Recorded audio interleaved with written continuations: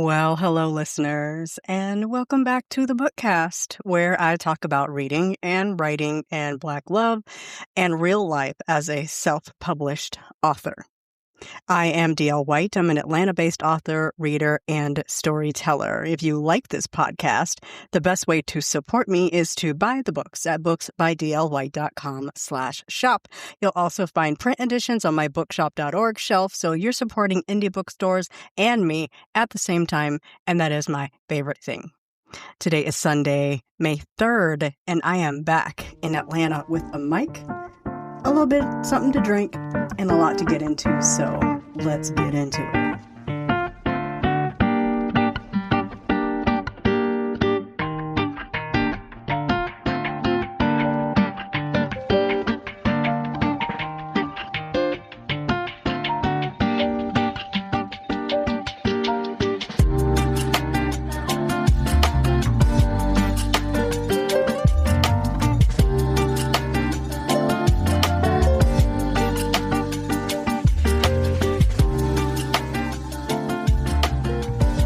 So you may have noticed that I've been gone for a little bit. Life happens. I wanted to read and finish Standard of Care and get it out the door. And honestly, there wasn't a whole bunch going on. And I just didn't want the burden of coming into this closet every week to talk about essentially nothing. But we're heading into summer and event season, and I have a new book coming. And so, yes, of course, I hopped back on the mic. So we've been quiet for a little bit, but now we are at episode 137. I'm not going to do a full accounting of where I've been and what I've been doing. That list is long. Just know the break was needed, felt, appreciated, and I'm back, at least for a little bit. So anyways, I'm not going to recap everything I read while I was away. That list is really long and we'd be here all day. But I'm going to start fresh with what I'm reading now, what's coming with the writing, and what's on the event calendar. So let's go ahead and get started. First of all, for the beverage, I'm just having some iced coffee.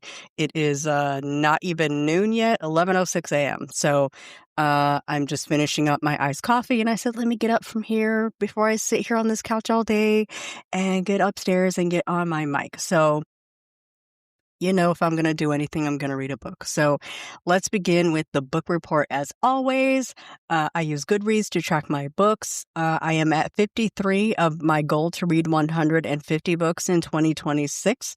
So it puts me at 35% of my goal. I am currently 4 books ahead of schedule, so I am not worried about it at all. For May, y'all know I don't usually do a TBR, but I have to throw some books up there to remind myself that I have books I'm trying to get read. So I am currently reading These Heathens by McKenzie. I'm listening to that on audio. Miss Lorraine's Late in Life Love. I actually read this last night. I was laying in bed and I said, you have not read a single word all day. So open up your Kindle and get in some words. It was only like 122 pages, like a 2.5 hour read. Really delightful. Really, really, really delightful. If you are over 40, over 50, and you are into romance, I implore you to pick it up. It's by T.L. Martin. It's a reverse age gap novella set in the world of the Black wife effect in the Cinnamon Grove neighborhood that she has developed. Find her. Grab her books. This was excellent. I really enjoyed it. Romance readers, you already know, I was deep into it, and I'm in my 50s, so I love I don't know, late in life. I'm feeling a little bit about that term, because I think your 50s are more like midlife, but semantics. And then I have on the list L.A. Coroner by Anne Soon Choi, Thomas Noguchi, and Death in Hollywood. This one's doing double duty. It's on my May list of books to read because it just looked interesting. And also it's my next 12 Lives Challenge read. We'll talk about that in a bit. But that's what I'm reading for the challenge this month. And then I have Mist and Malice, which is Haven #2, and Rachel Housel Hall's series, Haven series. I have The Drowning Season by Deborah Webb. I have actually an ALC of this from NetGalley, so I got to get this read. I think it comes out like May 12th or something.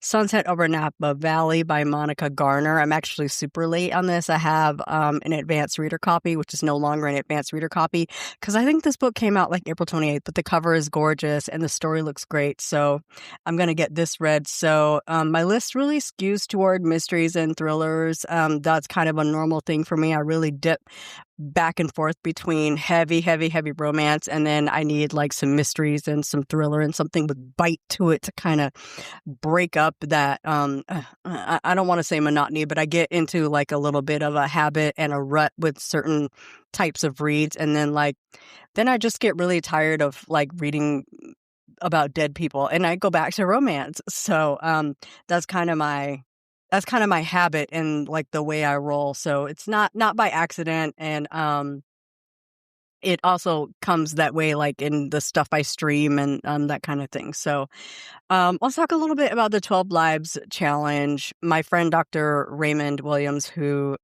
sometimes listens to the podcast, he's RT Williams16 on Instagram, runs an annual reading challenge that he invites other people to participate in. In past years, he's done the Zora Challenge and the Baldwin Challenge, neither of which I did very well in. So I think I read like one book per year in each of those challenges. But this year he's doing the 12 Lives Challenge. And the goal is really simple: to just read 12 biographies in 2026. The kicker here is not biographies, not autobiographies, not memoirs. It has to be a book about someone written by someone else. And most people use those terms interchangeably, so that distinction really matters for this challenge. Anyone can join. Use the hashtag 12 Lives Challenge. Tag Dr. Raymond in it. I know he likes to see those. So where I am, I'm at 4 books read so far out of 12. I do plan to finish this challenge this year. And if you know anything about me, you know I love to read about mess. I love to read about scandal. I love to read about murder, true crime. And so that's kind of where my biographies are leading. So I read The Smartest Guys in the Room by Bethany McLean and Peter Elkin about the gentleman, using that term lightly, at the fall, basically the head of the fall of Enron. I read Wizard of Lies by Diana B. Enriquez about Bernie Madoff. To know me is to know I am obsessed with Enron and Bernie Madoff. So I had to kick off the years with those two. And then I read The Butler, A Witness to History by Will Haygood. This was just okay to me. I feel like I think this was the book that Lee Daniels based his movie The Butler off of. I feel like he probably did a better job with the movie. The book was fine. It was fine. It was just sort of okay. I read it because it seemed short. And then I read G-Man, J. Edgar Hoover and the Making of an American Century by Beverly Gage. This was long. This was a lot. I felt like this was every minute of J. Edgar Hoover's life. But, he was interesting. He was kind of not a nice man. I am seeing we're currently doing a lot of things we were doing in the 1940s. A lot of history is repeating right now. And a lot of that was at the hands and the behest of J. Edgar. But I'm also looking at the head of Federal Bureau of Investigation we have right now. And I'm thinking J. Edgar is probably rolling in his grave because we used to be a proper country. You know what I'm saying? Anyhow, that's where I am with the 12 Lives Challenge. So LA Coroner kind of fits in with my obsessions. It's already on the TBR. One thing I'll say about like the pattern that I have so far, it's men who built enormous power and either abused it or defrauded people with it or just generally used it badly. Make of that what you will. I don't know. That's where I'm at. That's what's currently yanking my chain. Coming up in May, did I talk about the books I had? Yeah, I did talk about the books I have set up in May. I'm rusty, okay? It's been a minute since I sat in this closet and got on this mic. But I usually talk about what I'm streaming because if I'm not reading, I'm watching something. I specifically have been blowing through some Hallmark mystery movies, got deep into a rabbit hole there. Garage Sale Mystery Series, if you're not familiar, she's an amateur sleuth, charming, small town, cozy type of vibe. Killer gets caught every episode, the outcome going in, and that's the whole point of it. So I've been watching Garage Sale Mysteries, Haley Dean Mysteries, Mystery 101, the occasional movie that might pop up on Hulu. Finally convinced myself to subscribe to Hallmark channel, and I feel like I've watched a lot, but we'll see. Also, I'm on YouTube, and like the occasional free mystery movie will pop up there. So I'm good for like throwing on a movie and then opening Canva and like messing around in it or playing a game on my phone, while I'm watching it. It becomes background noise and a little bit comforting. Dare I say, sometimes murder is a little bit comforting because in the movies they always catch the bad guy. This kind of really connects to writing more than it sounds like it does. Like, not only have I dipped my toe into mystery a lot, but like, I write romance. The HEA is guaranteed, at least with me. Readers pick up my books knowing how it's going to end. It's predictable on purpose, but the point between A meets B and A rides off into the sunset with B is wide and varied. You could have anything between those 2 points. That's what makes these genres vast. You can literally write anything so long as it begins and ends the way it's supposed to. Readers aren't there for the surprise. They're there for the ride, the characters, the tension before the resolution. And Hallmark mysteries in general, especially cozies, run on the same exact contract. It's the same genre. It's the same agreement. It's the same promise to the reader. The killer will be caught. Nobody's really watching for a plot twist, although those are fun. What I'm actually watching, whether I'm analyzing it or not, is how writers create a real investment in the foregone conclusion, how they stack a small complication, a near miss, a breadcrumb, and build enough tension that you stay engaged even when you know where it's going, or you think you know where it's going. That is the same problem I solve every time I sit down to write a romance novel. And not a lot of romance novels have a good twist. I like to put one in, like, I think there's a good twist in, what is the one I wrote about the pickleball people? I have already Decorative Gourd Season. There's a nice twist in that you kind of don't expect to see coming. I think there's a good twist in The Never List where Esme ends up doing the grand gesture to save the day. And I think there's a pretty good twist in Standard of Care that I think you might enjoy. That book is coming up soon. We'll talk about that later. Anyhow, the other honest answer to me is more simple. Like, after months of working on that book, my brain needs content that asks nothing of it.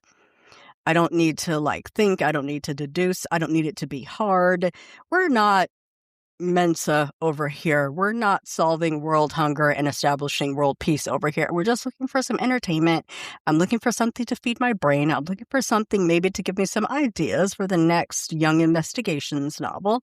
And low stakes, a familiar structure, no emotional tax is not a guilty pleasure to me. It is maintenance. So both things can be true. It explains why my May TBR has a little bit more of a mystery tinge. I've spent months and months and months and months in romance, and I read a lot of romance. But, like I said, every once in a while, I need something with teeth. I need something that has a little bite to it.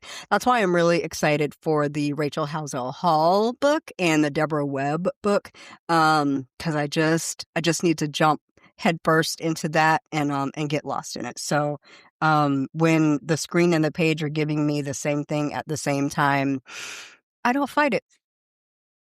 So let's tap into the writing and publishing update. First of all, speaking of crime and crime writing, I was on the Crime Writers of Color podcast. I got to sit down with Robert Justice, who hosts that podcast, to talk about Missing Persons, a young investigations novel. That episode dropped April 16th. The link is at crimewritersofcolor.com. I also have it in my link in bio. It's booksbydlwhite.com/link in bio. And I'll have it in the show notes to this episode. If you haven't read Missing Persons yet, it's a romantic suspense. I call it a romantic mystery. Other people call it romantic suspense. I don't think it's all that suspenseful, but it's definitely a mystery.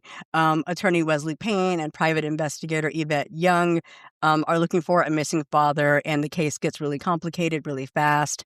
Given that I've just told you I've been deep in my mystery content on Hallmark and my May TBR is half thrillers, maybe it's time that you listen to that episode. Again, I will slap the link here in the show notes. So, Standard of Care is done, finished, finite, edited, formatted, working on typeset, working on cover, working on promo materials. I contracted a talented reader named Smirks Novelty. You might know her on Instagram and Threads.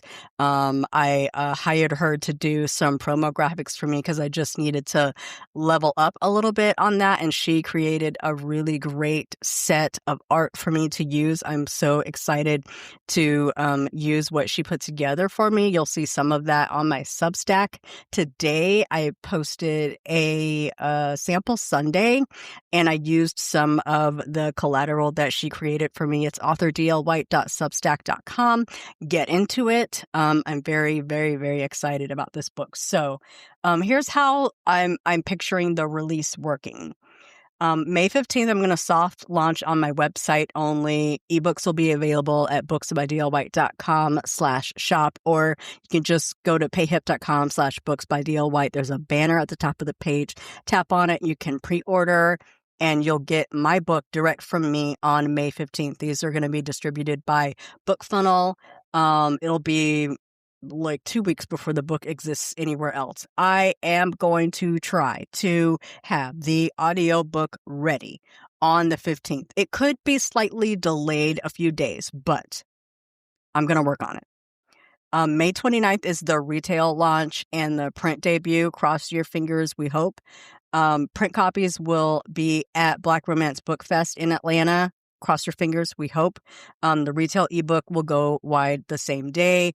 Audio is potentially coming if I can get it recorded in time. More on that as it develops. As you all know, I am voicing my own audio these days. I think I currently have 9 audiobooks out, which is amazing. And I think I have like 3 or 4 self-narrated books now. So I did Grumpy Valentine, Drinks at Minx, Calculated Risk, Missing Persons, and Standard of Care will be book number 5. I think I'm getting better and better. I know people want to hear those great professional voices, but D.L. White does not have great professional voices money, and I want my books in audio. And when I can do better, I will do better. And I do have some potentials in the works for having my books professionally recorded, but that's a long ways down the line.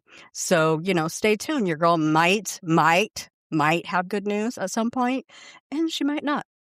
Anyhow, so talking about the soft launch model for a minute, because it's becoming more common with indie authors, and I think it is worth it to readers and other authors who aren't quite there or are looking to pivot to understand why some of us are doing this. I make more money selling direct, period, full stop. Especially when it's not available anywhere else and people want it and they want it now and they don't mind reading it on BookFunnel and sending it to their Kindle, or they want to read it now and they'll buy it on Kindle later. I make more money selling direct. Retail platforms take a cut. And especially if you are going through an aggregator like Draft2Digital takes their cut after retail takes their cut. And the reason that I I do it that way is so I don't have to sign up to every individual platform and upload my book and go to every individual platform and pull up my numbers and go to every individual platform and update my back matter or my blurb and go to every individual platform and make every single correction, update the cover, etc. There's a bunch of books that I distribute through Draft to Digital, and they do it all for me, and they take a cut off of the back end to manage that for me. They also distribute to libraries, and I do actually make money on libraries. So, like, I'm not a millionaire, but I do make money when libraries buy my ebooks and I'm getting an email. Okay, doke. They buy my emails, my ebooks, and my audiobooks. And a reader actually told me that they checked out the Never list in print from a library. Like, what kind of madness is that? That's absolutely crazy to me. So yes, that 2-week window where the book only lives on my site is 2 weeks of keeping the full margin. So if you care at all, I mean, Q in the arms of the angel in the back. If you care at all, buy it direct. If the author is selling it direct, buy it direct. And then I also own the customer relationship. When you buy from Amazon, Barnes and Noble, Apple Books, Google Play, they know all the information. They know who bought my book. I don't. When someone buys from my site, I get their email. And that reader is in my world now, not a retailer's world. And then I invite you to be Inner Circle official, where you get all the good news first, and you get all the release links first, and you get all the excerpts first, and you might even get exclusive stuff. And, you know, it's a really good time that you get in there for free. I don't have a Patreon.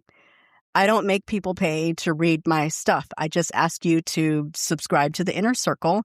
You get all this good stuff for free. You get it first. But membership has its privileges, so you have to be a part of the group. You know what I'm saying? And then also my price holds. Amazon can and will discount my book without asking me. They can take my $12.99 paperback and sell it for $3.47. They can take my $3.99 ebook and put it on sale for 99 cents, and I don't get paid the difference. They can do whatever they want with my book because I have enabled them to sell my book there. Now, I'm not anti-Amazon. I'm just saying I don't make them a huge part of my sales strategy. I never link Amazon. Never, ever, ever, ever, ever link Amazon. I don't have anything that's exclusive to Amazon. It's there because that's where a lot of readers shop. But I almost always am linking to a universal link where you can pick where you want to buy something, or I'm linking to my direct store where that title might be exclusive, or that's where I want you to buy that. So anyhow, the price holds. So during a soft launch window, the price I set is the price it stays.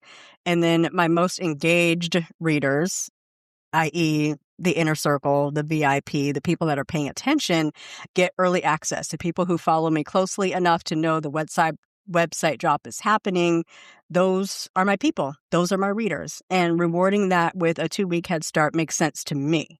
They get the book before anyone else can touch it. And I'm a longtime sufferer of FOMO. I got to have it. I want it now. I want it early. And I want to brag that I have had it for weeks. And my readers are petty like that. They are my kind of people. And honestly, buying direct means going through an unfamiliar checkout on a website instead of a platform people use every day. Some readers won't do it.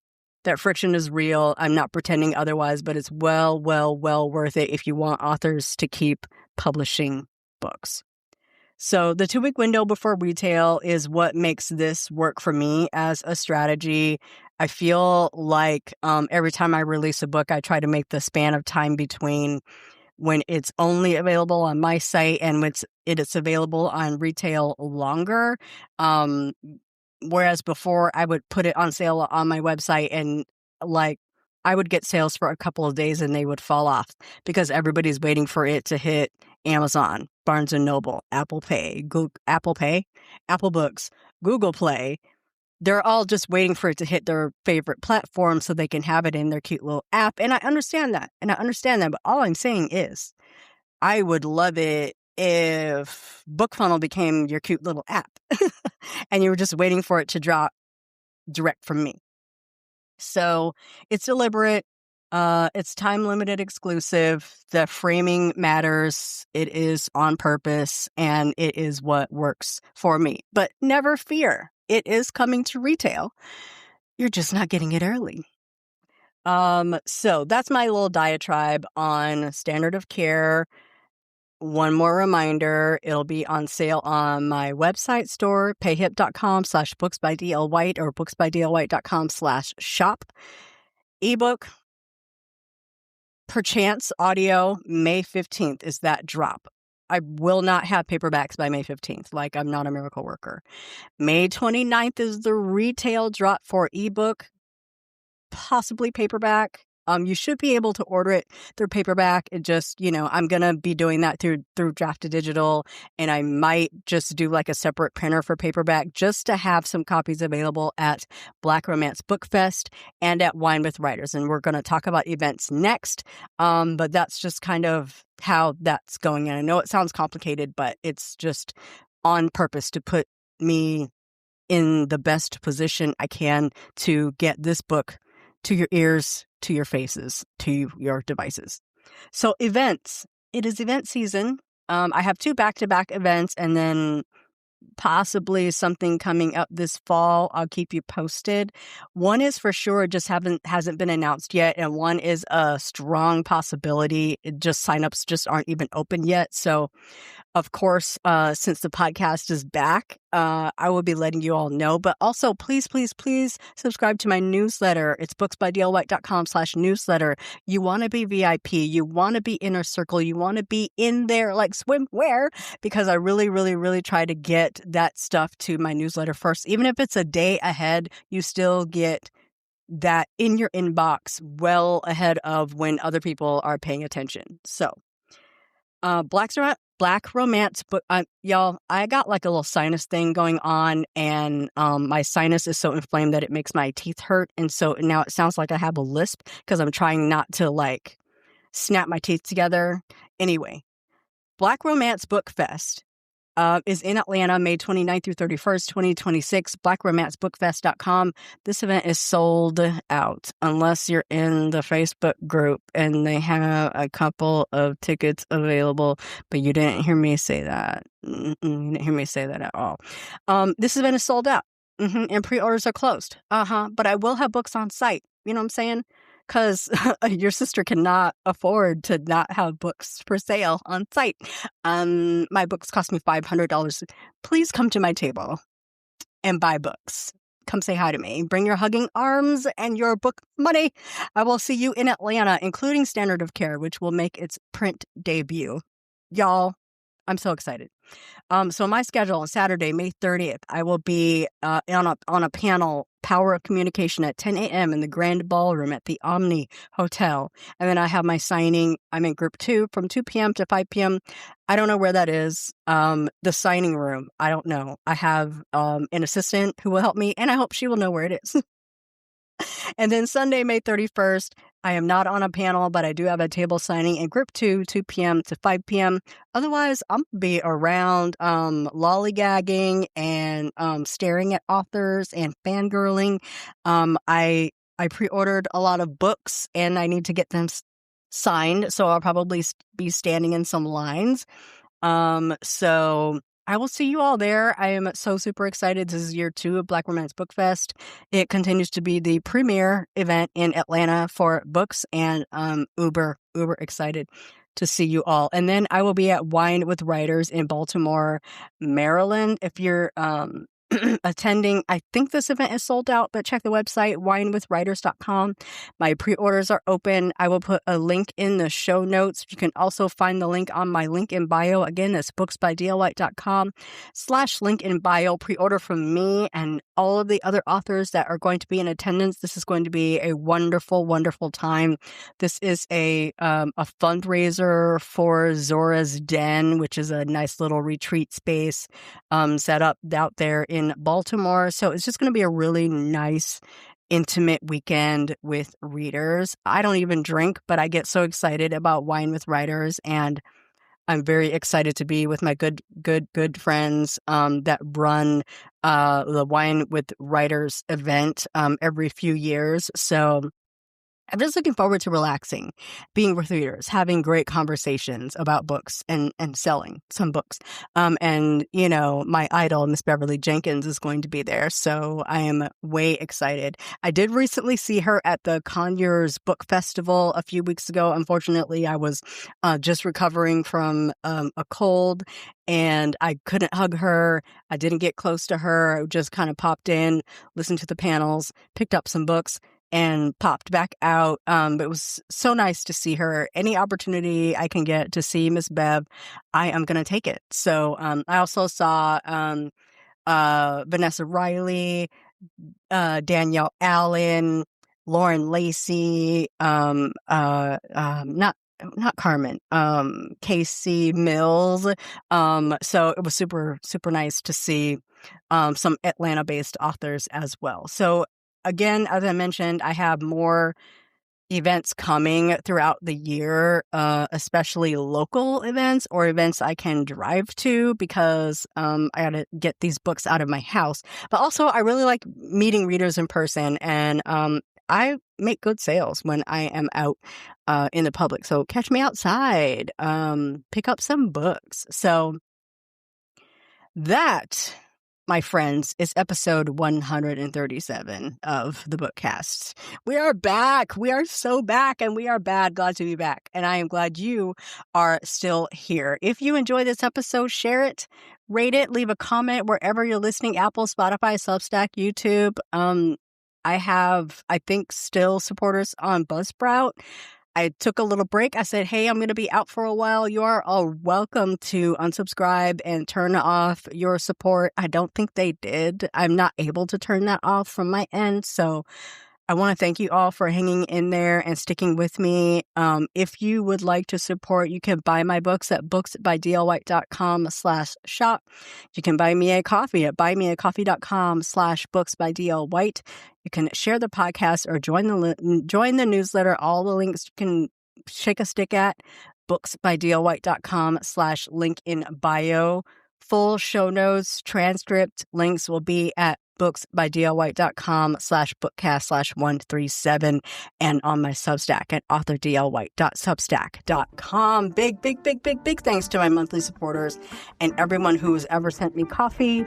You keep this mic turned on nice and warm, even when I'm not in this closet. The Bookcast is written, produced, and edited by me, DL White. The music and sound effects are from Pixabay.